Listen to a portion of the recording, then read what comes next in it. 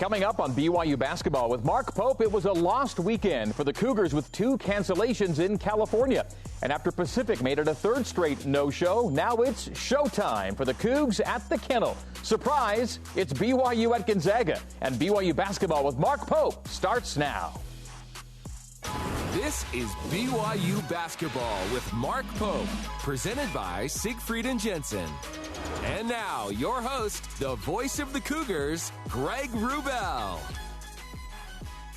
Hello once again, Cougar basketball fans. Welcome back inside Studio C in the BYU Broadcasting Building in Provo for another edition of The Pope Show. Hashtag Pope Show on Twitter.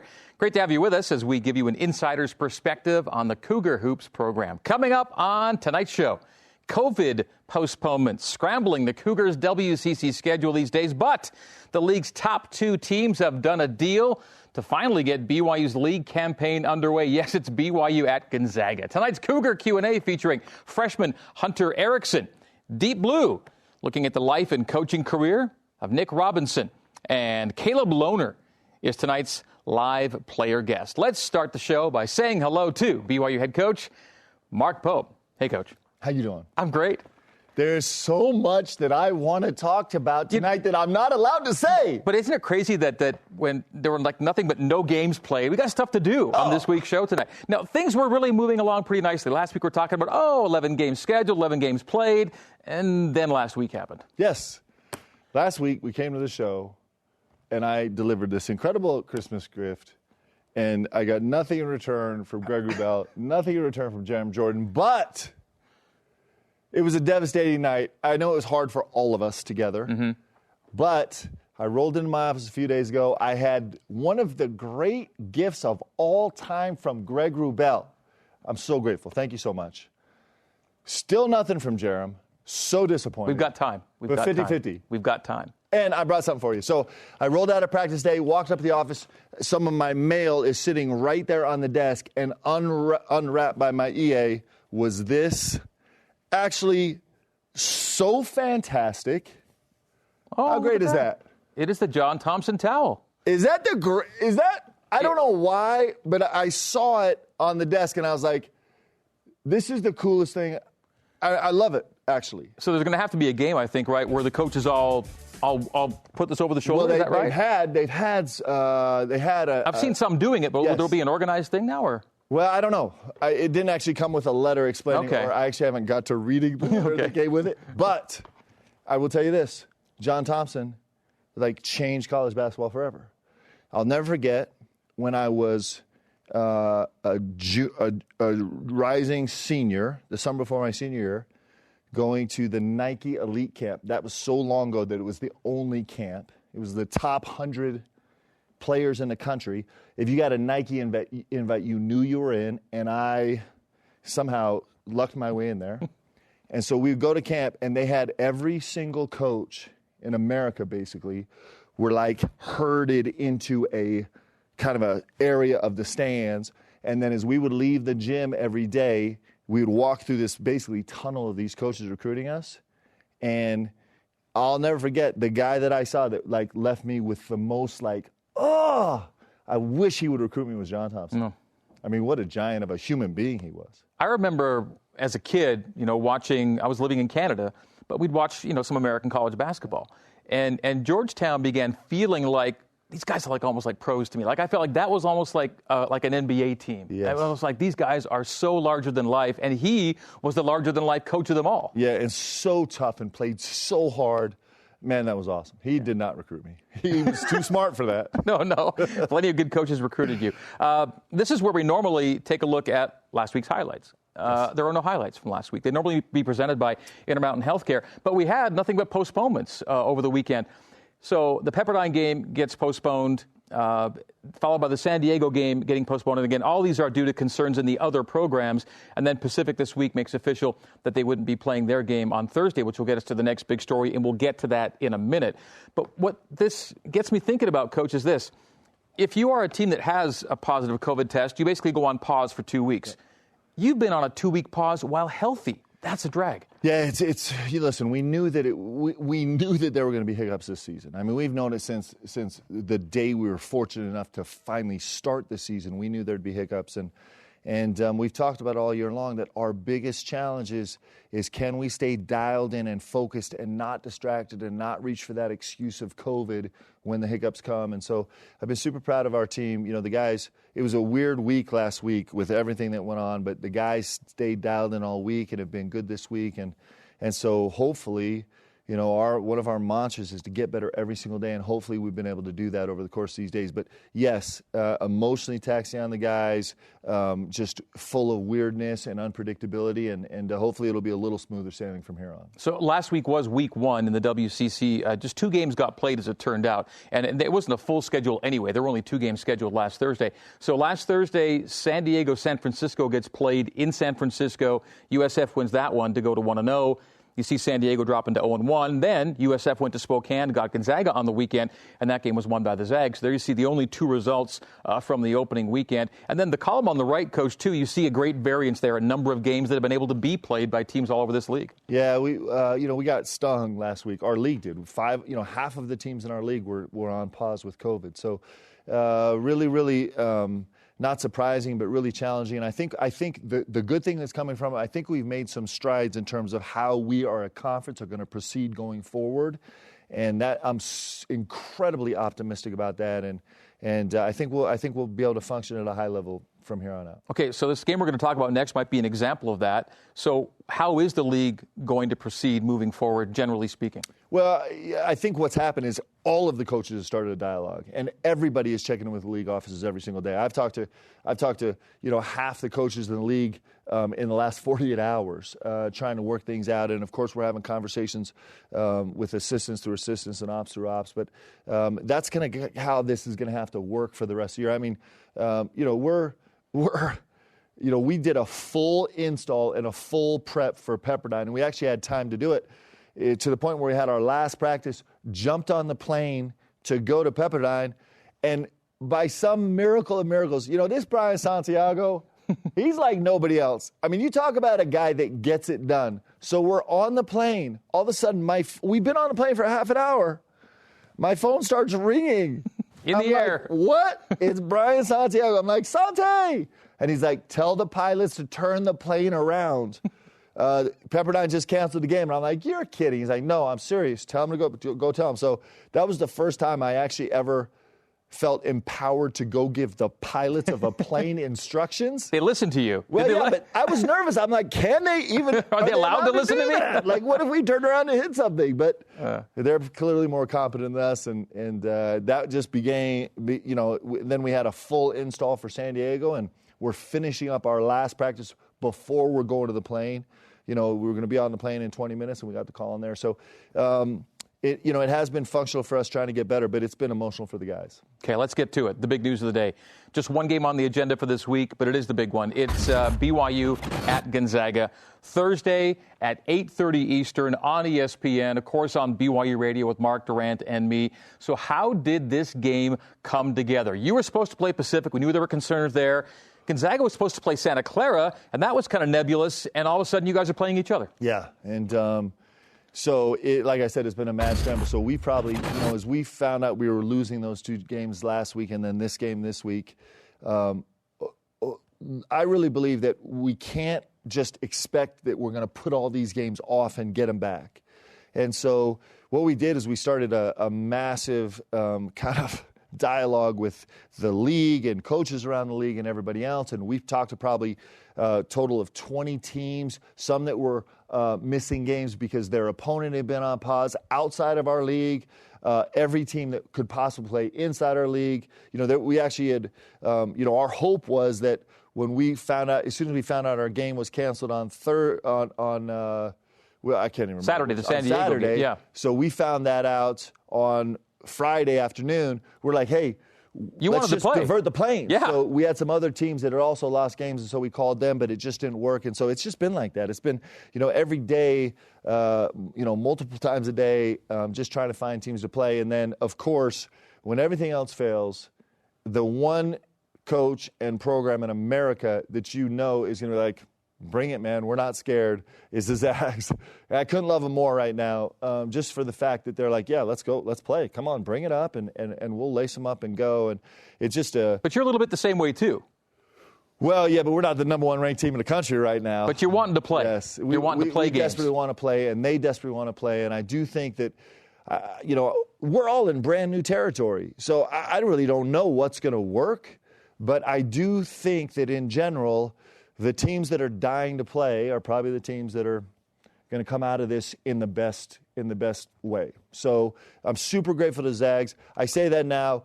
We'll see how I feel Thursday night after the game. But of course, I can't say enough great things about them. Well, this whole mantra about wanting to play, kind of, bring it on, this leads us to what we're going to call a functional gift. Jerem does have a gift for you. And this is Jared, yeah. you got I had a gift. I'm sorry it's 10 minutes into the show. Let's go. But this has an application to our discussion here. So football did kind of a Coastal I am so Carolina excited right now. week of. Oh boy. Go ahead and open that up and show the people. Oh man, I'm gonna get myself in so much trouble right now. But why not, right? First of all, can we focus it on this? I know that your wife wrapped this. There's no way that you put this bow together. Color coordinated. And of course, yeah, this is beautiful. A tribute to, oh my gosh. You think I could pull this off wearing this during the game on Thursday? We're doing the side-by-side thing, and I think we have this thing working pretty well. Zach, a much better looking dude than I am. Congratulations, by the way, on unbelievable season him. Jerem. By the way, Zach is honored that you're trying to pull this off, by the way. Check it out. Coach Pope, congrats on joining the Headband Gang. Excited to have you part of the family. It definitely is a good luck thing, and good luck in the Gonzaga game. The headband will definitely help. Let's go, man. That is so big time. I love it. I'm backwards. That is so fantastic. Jerem, thank you. I'll give you a big hug and kiss after the show, man. COVID, don't do it. COVID, don't do it. So you wanted the Zags, you got them. You got them on Thursday. Yeah, and like I said, I mean, I just think there's so many of us that are just so eager to just continue playing. Like this whole season is a gift a little bit that we spent the whole summer wondering if we were going to get. And so, like I said, we're so grateful for them for playing, and hopefully we're going to find a bunch more teams that want to jump in and play too. Of course, Gonzaga was going to happen a month from now. We're just getting it a month early. Yep. Yeah. Hey, let's go. Okay. For your day-to-day Cougar Sports play-by-play, watch BYU Sports Nation with Spencer Linton and Jerem Jordan weekdays at noon Eastern on BYUtv and BYU Radio, and Zach Wilson, the aforementioned, joining the show tomorrow. Before we go to break, we want to recognize beloved former BYU head coach Dave Rose and his family and wish them all the very best as Coach Rose recovers from a stroke he suffered last week. The word is good. There have been improvements made, and it was a weekend with a lot of prayers, a lot of people thinking about Dave and Cheryl and the entire family, and the news that we've heard is encouraging, and that's the best news of all at this point. Yeah, it was, listen, I don't know, is there a more beloved person in all of Cougar Nation and all of the college basketball world than Coach and Cheryl? Like, they're synonymous with one another, and it's been awesome to see the outpouring of people that love him so much. And Coach had this incredible capacity to go beat his biggest rivals, and they would feel an increased amount of love and affection towards him, right? And, you just think about basketball in this state, and as many times as he beat down the Ute fans just love him. And same with Utah State and everybody around the country. And when this initially happened, like, the initial reports were super, super tough and super scary. And then, like Coach does, he just has made so far an extraordinary recovery. And we're all, of course, everybody's praying for him. And so. You came to BYU the first time for him, because of him. 100% because of him. 100%. In fact, I've told this story before, but we had this really, listen, I love Coach so much. He's done so many things for and on behalf of me. It's almost unspeakable. And we just had this little moment that I'll never forget, where I had come out to spend a day and a half here to see about fit and see if it was right in terms of working for him, because I only knew him from the road, didn't know him well, and he didn't know me that well. And he was driving me back to the airport, and we kind of talked about my recruiting. And he said to me as I'm about to get out of the car, he said, if I was the head coach when you were being recruited, you would have come here. And I looked at him sincerely and said, Coach, that's probably true. Wow. And I love him so much, just like everybody in Cougar Nation. We're all praying for him. Yeah. Well, we love you, Coach Rose and Cheryl and the entire Rose family. We're back after this. BYU Basketball with Mark Pope is brought to you by Siegfried and Jensen, helping Utah families for over 30 years. Intermountain Healthcare, always here for you.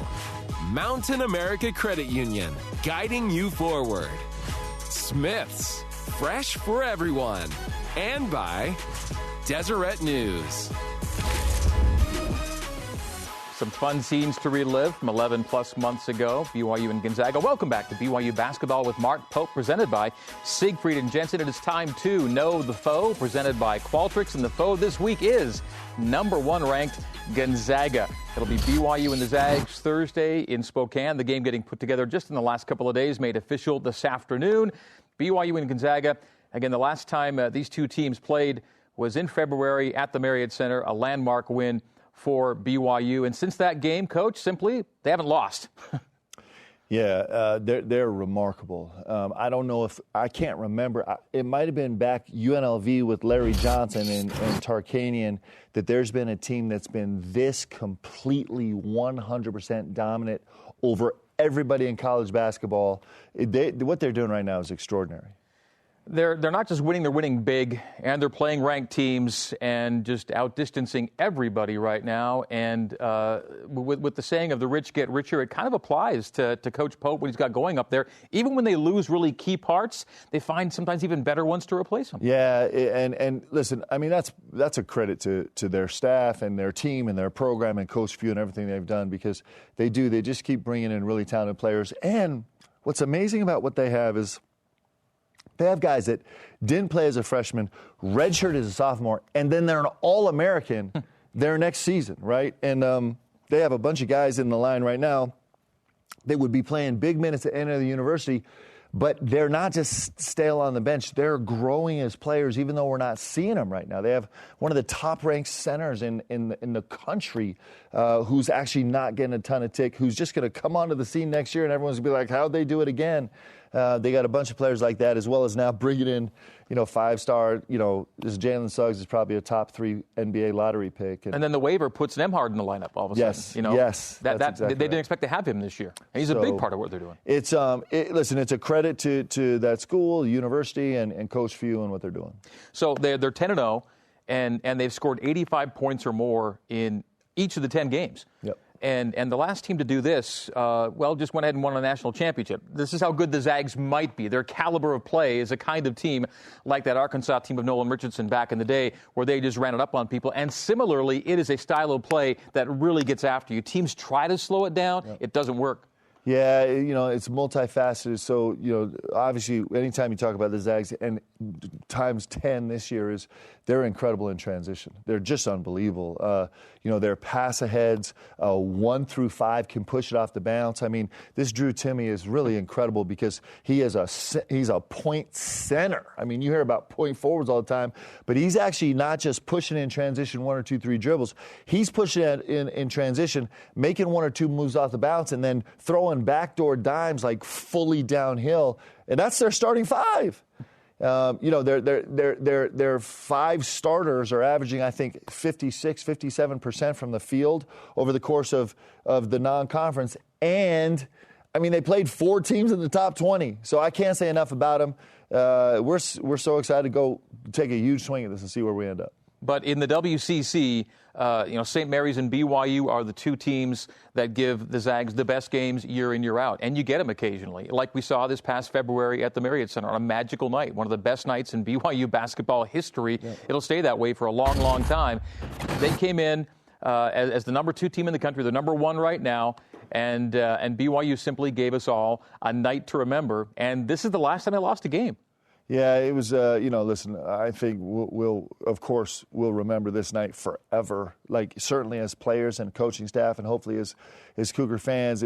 You don't get this all the time. I mean, it's, you fight every day to try and have moments like this and kind of culminations to a regular conference season like that. And we had this incredible group of seniors. It was, listen, it passes through my mind all the time. It was so special.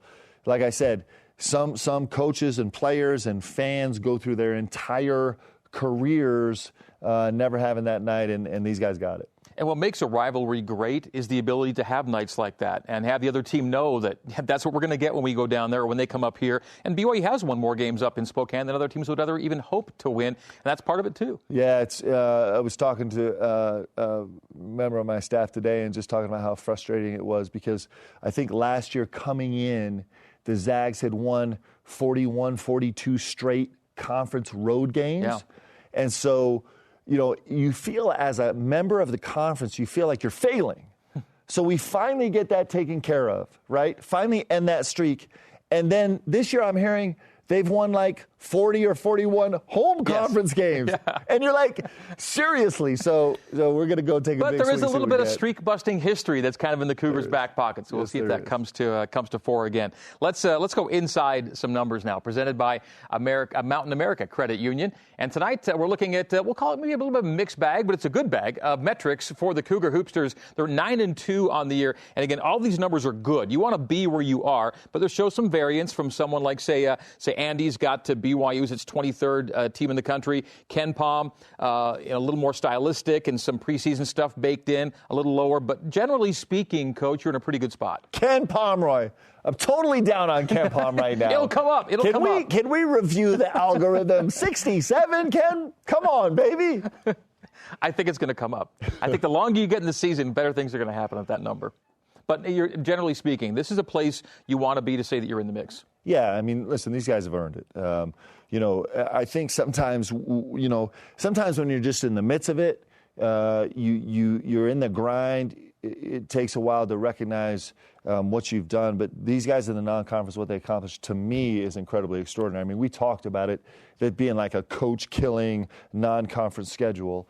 And for these guys, with everything that they kind of had to manage and deal with to come out 9-2 and have some huge wins to sweep the state and a big win at San Diego State and against a Big East team in St. John's, it's a really terrific team. A huge win at Utah State, who is climbing all the rankings right now. I'm super excited with what we accomplished, and now it's the next step, and the next step starts just about as challenging as it possibly can. Well, the first net rankings came out this week, and if you look at opponent net, we know that the Zags have played some highly ranked teams, but you have the best opponent net in the WCC right now, yep. In terms of top-to-bottom strength. I think that's going to be appreciated more and more as we go through the season. I really do. I think that'll kind of be taken more into account. I think it's going to bode well for us looking back, that it's going to help us in terms of where we'd like to get eventually. Hope so. All right, let's head to break and tell you that this Saturday we are flipping out on BYUtv, featuring a gymnastics quad meet with BYU, Utah, Southern Utah, and Utah State from the Maverick Center. That'll be at 9 Eastern. Coming up after our break, questions and answers about Hunter Erickson and for the head coach, Mark Pope. This is BYU Basketball with Mark Pope.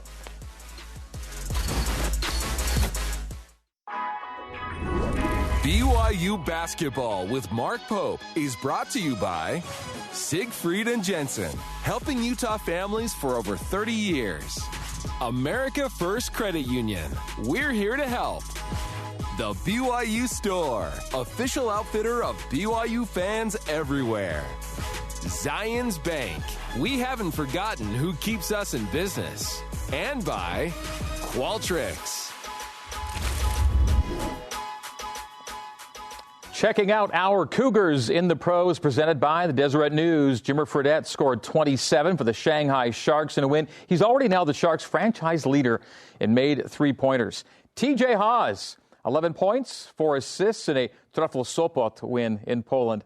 And Eric Mika with 6 and 7 as well. Here we go, our Cougars in the pros. And we shouldn't leave the segment without checking out Elijah Bryant. Watch him beat his guy off the closeout and then hammer home, playing from Maccabi Tel Aviv. It's one of the best teams in Europe. I mean, he's playing at an unbelievable level on a high level team. It's pretty exciting.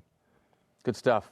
And right, it's Eric Mika's birthday. Oh, it is, too. He's 26 years old today. It's Eric Mika's birthday, so if you get a chance, send him a DM. I know he'd love it. Okay, good stuff. Thank you for reminding us of that. It is time now for Cougar Q&A, our weekly Getting to Know You session with the BYU Hoopsters, and it's presented by Zions Bank. We haven't forgotten who keeps us in business. Tonight, we go hunting for the good stuff on Hunter Erickson. One thing that's special about Hunter is he always responds. Coach gets after him a lot, telling him to work harder or telling him how much is expected of him, and he always responds. He responds every single time, and I think that's really special. He's trying to get better every day. He's hilarious off the court as well. He's a phenomenal worker. He's got a great mindset for an incoming freshman. Really hard worker. He's also an extremely lethal shooter on the court. Being able to see him do like some stuff on the court is just like, you would just be like, wow, he's a good player. He's just a funny dude, and everybody kind of wants to be around him, and he works super hard. He's pretty quiet. It took a little bit to get to know him, but now Hunter's become one of my best friends on the team. Kind of like a surfer boy off of the court. He seems pretty just chill. I love just kind of talking with him. I love his hair. His hair is always pretty crazy. He's one of the funnier guys on the team, but he's funny in the fact that he doesn't try to be funny. He's just super laid back, but will also just say something random that everyone kind of looks at him and just laughs. He's really into his bodybuilding. You can probably see it on the court. He has some pretty big biceps. That guy cares about his body a ton, and he's always taking care of his body, doing different things, eating healthy, working hard. For a guy to just come back off a mission and then just hop right into college basketball, that's not something a lot of people can do. So I truly respect Hunter for coming in and playing the way he has. Hunter's got a good vibe to him, doesn't he? I love those, man. Yeah. I love them because, first of all, the guys are so dry. Like, you can't tell who's being serious and who's taking a swipe and who's being funny. But, yeah, I mean, listen, he's carved out a really, really solid niche on this team. And it's interesting because I was just talking about how the Zags have guys that are sitting there that aren't really getting on the court very much, that all of a sudden just emerge as stars. You're like, where'd they come from? I'm telling you right now, it's going to be Hunter Erickson. Like, he is every single day he gets better. He's running our scout team every day, and he is just giving us fits right now. He's just shown incredible toughness and durability and skill, and he's going to be a special player. When I heard the guys talking about how much Hunter likes to take care of his body and whatnot, it got me thinking about the Kyle Collinsworth, Chase Fisher days, how those guys would go back and forth. And you were part of those teams. Oh, my gosh. Well, you know, I'm sure when Chase and Kyle were on the show, they probably just took off their shirts and started flexing right here on the show, right? We should do that one time, me and you. People would be seriously, I think... You're speechless right now. No, I think what they would do it would shut down the show. Yeah, they would try to unplug their router, whatever they would do to get that thing off their screen at that moment. From Cougar Q&A to social media Q&A time now on the Pope Show, presented by Smith's, fresh for everyone. From N. Crowley on Twitter, how do you utilize the rest while avoiding rust with so many days off? And it'll have been 15 days between games for you. Yeah, it's a great challenge. We hope that we're doing it. We mixed in some scrimmages. We mixed in some days off, some alternative type of training, mixing up some groups, and we'll see. We'll see how well it worked here in 2 days. Okay, and second question from Twitter. Let's say the NCAA gave you an extra year of eligibility, and next year, at your current age, you could suit up for any BYU sport or any team you wanted here on campus. Who would you play for besides the basketball team? I'm trying to figure out something where I could actually accomplish anything. I have no idea. Do we have a... You think about, like, could you be a left tackle? Do we have a painting team? I would crush the painting team. Anything artistic? No, I'm talking about like painting a wall, not painting a picture.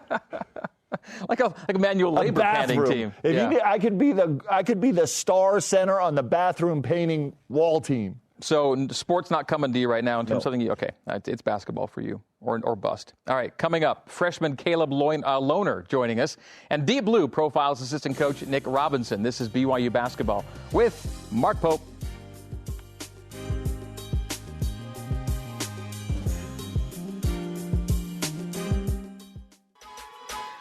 Welcome back to BYU Basketball with Mark Pope, presented by Siegfried and Jensen. Well, the BYU coaching staff is composed primarily of former high-level Division I players who were once recruited by BYU but chose other destinations for their playing careers before ultimately making it to BYU on the sidelines. One of those coaches is Nick Robinson, whose basketball journey has taken him from England to Palo Alto to Provo and beyond. Deep Blue now, presented by America First Credit Union. Growing up around the game of basketball has really shaped who I am. It's competitive, it's exciting, it's fast-paced. I love basketball because of the camaraderie, the teammates, of the team aspect. And I love basketball because it's taken me around the world. It's taken me to tremendous places, both as a player, as a teammate, as a coach. And I've been really, really fortunate to have that round ball in my life. I grew up in a town close to Winchester, which is in Hampshire County. Nick's family lived in Romsey, which was a neighboring town. My dad played professional basketball in Europe. So after being born here in Salt Lake City, we moved to Belgium and France and then lived in England for about 5 years. That's how we first got to meet each other, around the age of 7, 8. My husband got back from his mission in Brazil in August 2000. I think we secretly both knew there was something here. We didn't know what it was. We didn't want to communicate that. So when he got back from his mission, this sort of getting married thing and that conversation even coming up was just, it was all a whirlwind. We just decided, okay, I think the only time we could logistically get married would be like in September, right before I head out to Stanford. And as bizarre as that sounds to many, many people, it was really the only thing that felt right and felt good. And we said to each other, is our feelings for each other going to change, right, in the next year? Probably not. And so if we want to do this, let's just do this. You know, since that time, we've grown together in our marriage, and we've been very fortunate to have 4 beautiful children.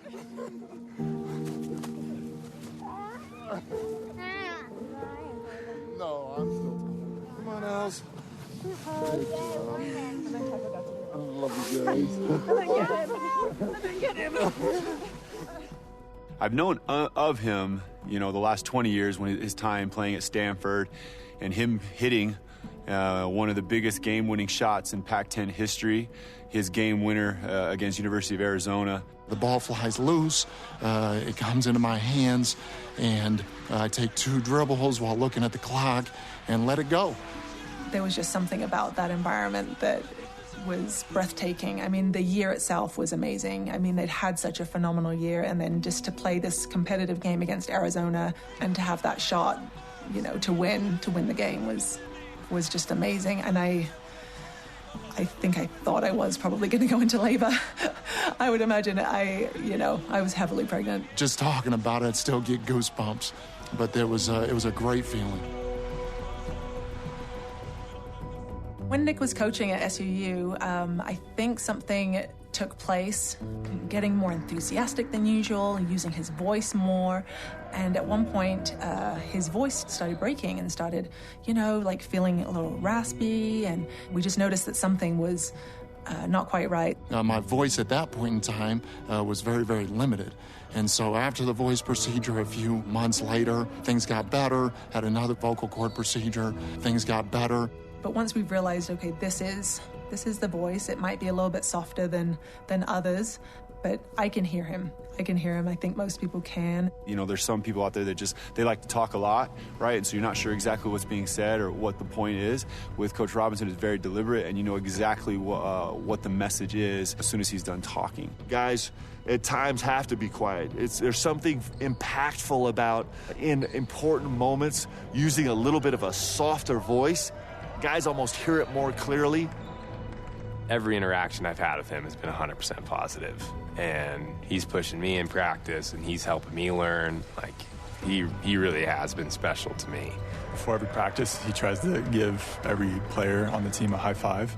I think it's his way of showing that he cares about the guys and that he's excited to be practicing and getting better with us. Every single day, every single minute he's on the court, every single minute in his office, he's got an intensity about him that spreads throughout the entire program.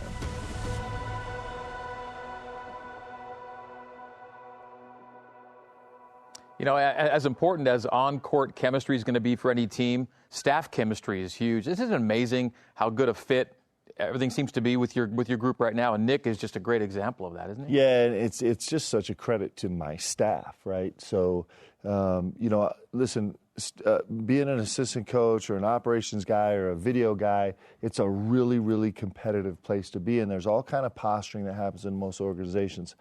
And it doesn't happen here. These guys have been generous with each other.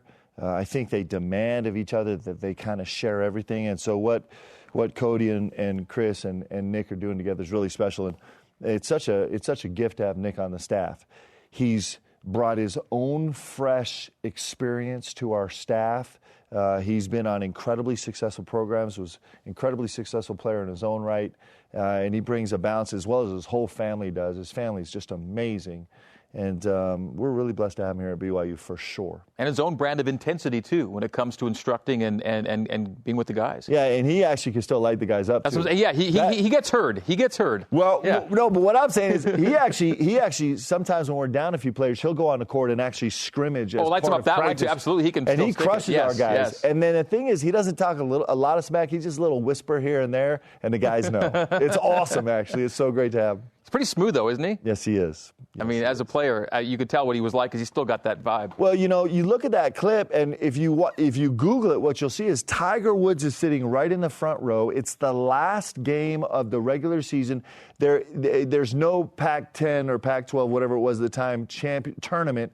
So this is going to guarantee them not only a Pac-12, Pac-10 championship, but also a number one seed in the NCAA tournament. And the whole place lost his mind. And, I mean, come on. You can feel it. I wasn't even there, and I can feel it. It's so awesome. It was awesome. All right, let's get to our player guest tonight. BYU's leading rebounder this season. He is, yes, a freshman and a clever enough player to rank third on the team in steals as well. He started 4 games before settling into a role as a big body boost off the bench out of Dallas, Texas, by way of Wasatch Academy here in Utah. He is Caleb Lohner. Caleb, come in, please, from the BYU Basketball Annex. How you doing, Caleb? What's going on? What is going on? Good to see you. You know, I start, Coach, whenever I see Caleb, I just start to smile. I'm happy to talk to Caleb Lohner. He's a fun guy to talk to.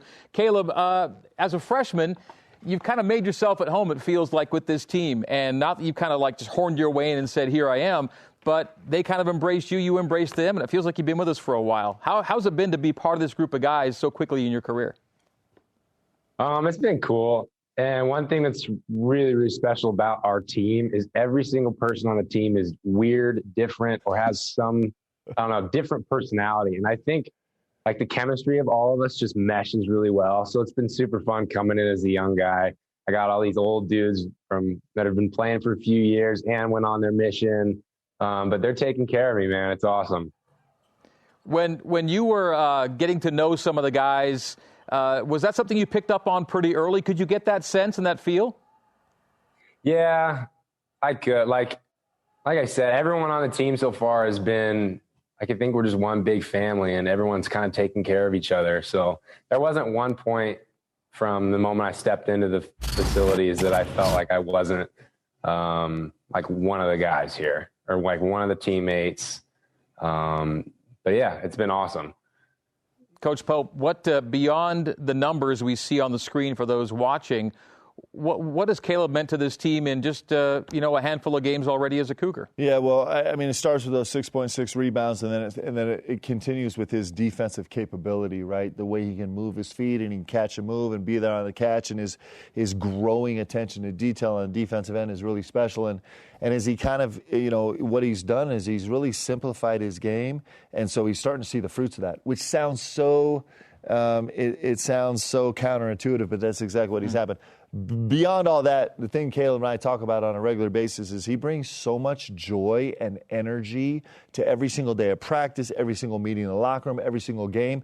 And that's what wins. It's actually what wins. And so, I love having him on this team. I love being around him. From time to time, he'll barge in the office, and he'll kind of, like, he really does barge in the office. And he's like, I don't have anything. We just got to sit down and talk. And I love those moments. I actually cherish them because because he just is such a beautiful young man. And, he's so incredibly talented on the basketball court. He's an extraordinary student. Like, he's crushing BYU academically, and he's got a million things he does off the court that all of them terrify me in terms of him maintaining his health. We are going to get to that in a second, by the way. You've got a really free-flowing vibe to you. You used to have more free-flowing hair than you have right now. It's still awesome, but it used to be longer. How big a deal was it for you to adopt the new hairstyle, or are you good with it now? I'm good with it now, but I definitely miss my long hair. I'm just going to say it. But I mean, again, it just kind of goes with the commitment of being at BYU. And there's certain things that you got to do and take care of to be here. And I mean, it was something that I was willing to do, and I haven't looked back. No, it's still looking good, which is the important thing, and more hair than I'll ever hope to have. And so the stuff you like to do off the court that scares Mark Pope to death, what are some of those things? Fire away. Anything that spikes my adrenaline. I mean, motorbikes, going out on the boat, wakeboarding, surfing, snowboarding, anything that brings some adrenaline, kind of a juice. I don't know. I'm kind of a junkie in that sense. I'm not amazing at any of those things, but I don't know. It's kind of I have all these weird hobbies that bring me joy. They are scary. So sometimes I have to know when to draw the line, because I want to take care of my body. I want to make sure I'm not doing anything that's going to really hurt me. But yeah, I enjoy so many different things. So Caleb, it's on your YouTube page, right? Caleb has one of several videos now that are going up, but he has one where him and his buddies build a little dirt mound, and then he goes and lays on the other side of it, and the guys are jumping over him in a motorcycle. I'm like, this dude, Caleb, freaking love it. Well, something else we love. Something else we love is the fact that you're playing a game finally. It's been a while. It's been a couple of weeks since you guys have been on the floor. Has it felt like it's been a long time? And how pumped are you to have to be able to get back on the floor and do it against Gonzaga, number one team in the country? Oh, we are so excited. But it feels like forever. I feel like we haven't played, and we had Christmas break. We played right before then. We've had this last week or so of practice. But it's really felt like a long time. So the whole team, we're so excited to play, and then we get to play the number one team in the country. Come on. It doesn't get better than that. So what are you prepared for? Even though the kennel's not going to be full of fans on Thursday, what are you expecting out of the Zags? The Zags are the number one team in the country for a reason. They're, well coached. They got players, and it's going to be fun. It's going to be a fight. It's going to take our whole team to kind of fight together. But every single one of our guys is ready, and we're looking forward to it. Well, Coach Pope, you know how special it is to play in, be in up, and get big wins up there in that building, and hopefully Caleb gets to find out what that feels like too. But either way, we're going to do this a few more times with this guy on this show in the years to come. It's been so fun to watch Caleb, especially over the last few weeks, because the game is starting to slow down for him. And he's doing, today, he made back-to-back plays off the bounce where he kind of dimed up people. And I was just, in fact, I think I blew the whistle, Caleb. I just put my hands up there. I'm like, Caleb. And Caleb just looked at me. He's like, hey, man, I'm making plays, baby. Something like that. But he just is, growing before our eyes, and he's just got such a huge ceiling. And it's going to be games like this against Gonzaga and every game the rest of the season where he's going to get a chance to showcase it. It's pretty awesome. Awesome to have you with us, Caleb. We'll see you up in Spokane. Thanks for coming on. Hey. Go home and go to sleep. No extreme sports tonight. Drag me out here, man. Thanks, Caleb. Take care. See you guys. See you, bud. All right, that's Caleb Lohner. As we go to break, here's this week's trivia question presented by the BYU Store. Who is BYU's all-time freshman leader in total rebounds? Caleb's grabbing a bunch right now for sure. We'll have the answer for you coming up next.